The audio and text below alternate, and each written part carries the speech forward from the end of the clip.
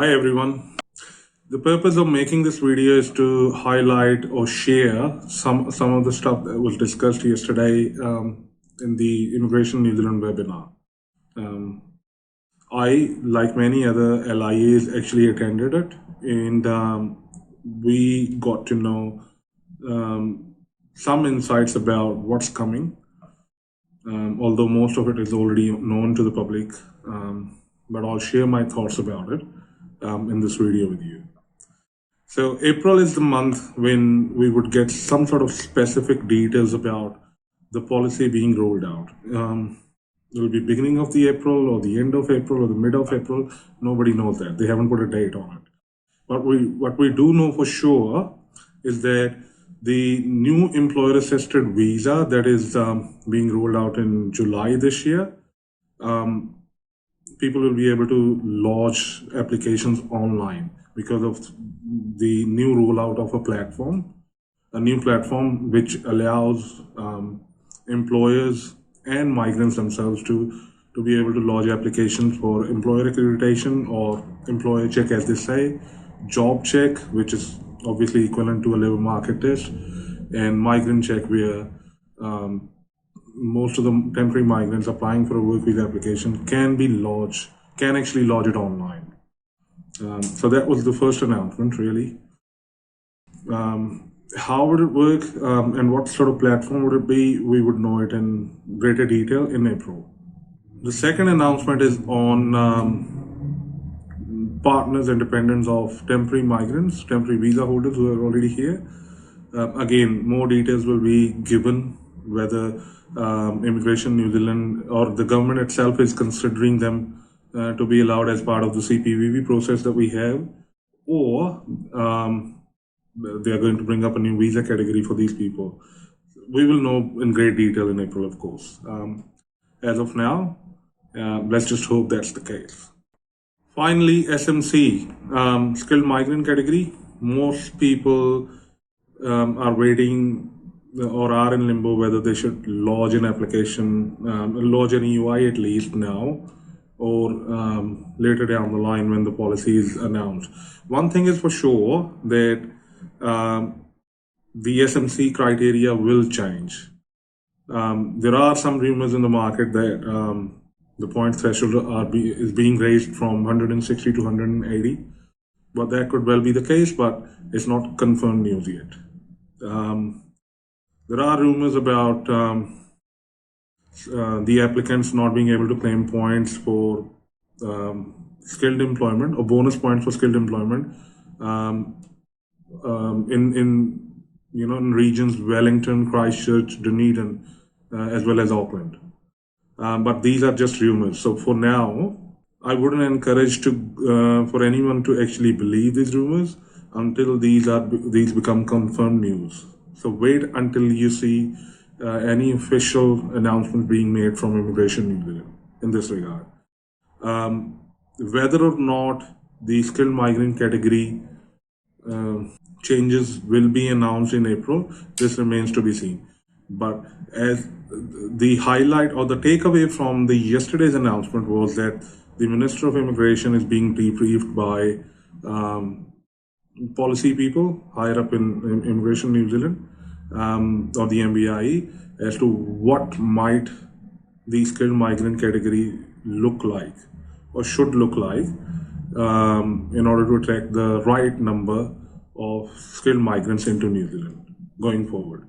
So I imagine one of the things that they would try to look at is limit the number of people who are able to apply under the skilled migrant category so that they don't have to keep changing the policy every 2 years or 3 years. We remember the last changes were actually implemented in 2016, October 2016 it was, I think. But yeah, I mean, the policy hasn't actually worked very well. It hasn't been able to slow down the number of people applying under this category. So they just might need a new plan. But one thing is for sure that this category will eventually have some changes into it. Whether it will happen in April or May or June or July, that remains to be seen. A lot of people ask about parent residence category and what's happening to it. As of now, there isn't much of a news really as to whether it's even on the agenda for the minister to make an announcement in this regard. I still remember back when the former Minister of Immigration, Ian Lees-Galloway, left his job. He made a comment about the salary threshold for sponsors being too high. And that was sort of an indication that, Labour might bring up some more policy changes or make it easier for people to sponsor their parents for residence visa. There's no news on that yet. And one can only hope that's not the agenda, not on the agenda at this stage, but at some stage that will happen. Well, be in this year or next year, that remains to be seen. So there's a lot of uncertainty in the market. We will keep you updated as soon as we know more about this parent residence category or skilled migrant category for that matter, or any work visa changes that are going to be implemented over the next 3 or 4 or 6 months, along with the mandatory employer accreditation requirements. One of the other issues that I wanted to discuss with people was how the critical purpose visitor visa applications are being handled by the Immigration New Zealand staff. Lately, we have seen a lot of these applications getting declined, even when the partners of New Zealand citizens and residents actually met the criteria by either being an ordinary resident in New Zealand before the lockdown or having a partnership-based visa prior to the lockdown, or being able to travel with the partner, with the supporting partner from offshore. One of the main reasons that we see people are not being invited to apply under this category is that they lodge an application or at least an EOI, expression of interest, as soon as their partner joins them in their home country or the country of their residence. If you think about it, some people have got away with limited amount of evidence in terms of having lived together as partners. So as soon as they lodged an expression of interest, got an invitation to apply, made an application for a CPVV, got it approved in no time. But that's not how it should be done. That's why we see people getting declined. Immigration New Zealand, and this is their classic line, that they are not construed by any of the previous decision making in any case. Every single case is assessed individually. So chances are you might have more evidence than the people who got it approved in the first attempt with limited amount of evidence, not having lived together for long enough, still had it approved, and your application may not go that far and get declined. And the simple reason for that is every case officer is different, and sometimes they follow the instructions given to them, sometimes they don't bother. So if you're really keen on getting the application approved in the first attempt, give it a little time after your partner joins you in your home country before you even submit an expression of interest. One of the merry things to remember is that the time spent together should be documented by way of evidence. You need to be able to demonstrate that you're living as conjugal partners in one home. And it's not a temporary arrangement. The intention is to keep staying together. And that should be reflective of the evidence that you collect.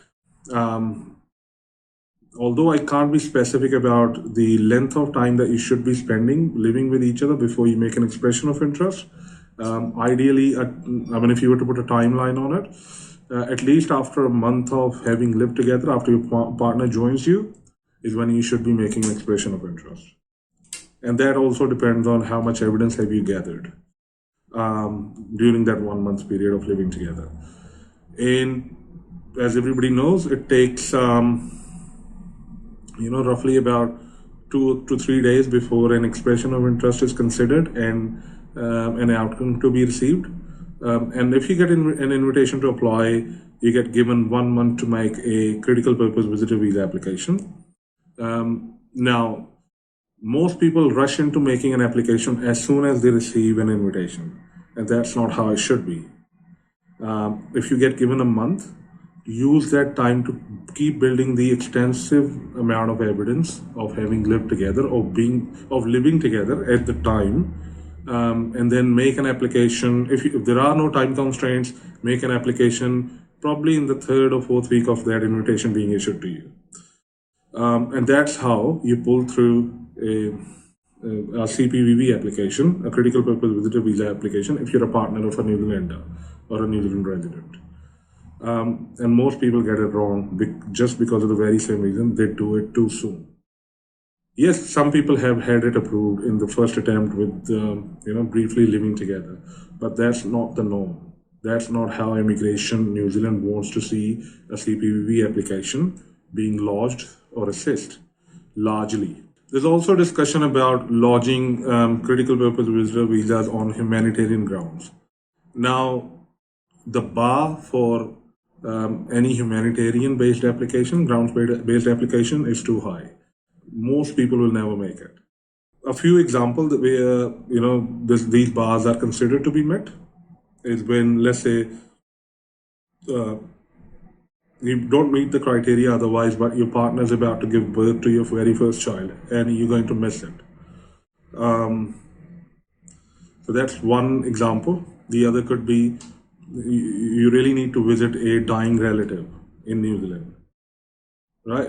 Or if it's a critical purpose workers request, where the employer would need to demonstrate that you are needed for a time critical infrastructure project, where the government in itself has invested millions of dollars. We have been actually successful in securing visas for critical workers who are coming here for some fisheries projects down in South Island.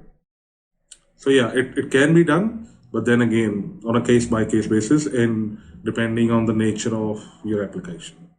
If you are unsure about any of what I have said and any information, if you find it relevant to you and you still need a bit of more clarity, what to do, what not to do, how to present your case to immigration, if you're offshore applying for a critical purpose visa as being a partner of a New Zealander or a New Zealand citizen person, or sorry, a New Zealand resident person, or if you're a partner of a work visa holder where you had previously stayed here on a partnership-based visa as being an ordinary resident in New Zealand, then we can make your application. We can actually help you. We're not asking you to be our client if you can't afford it. That's fine.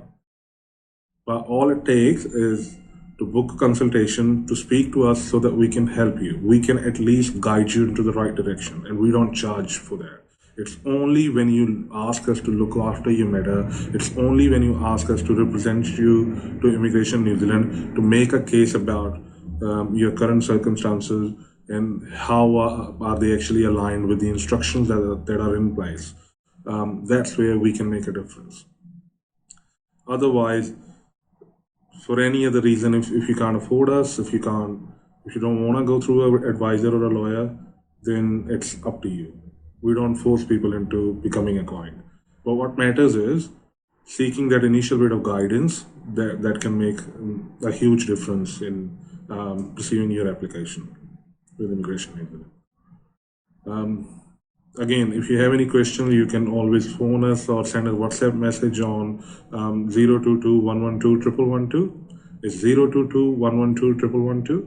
Or you can email us on inquiry@provisas.co.nz. Thank you.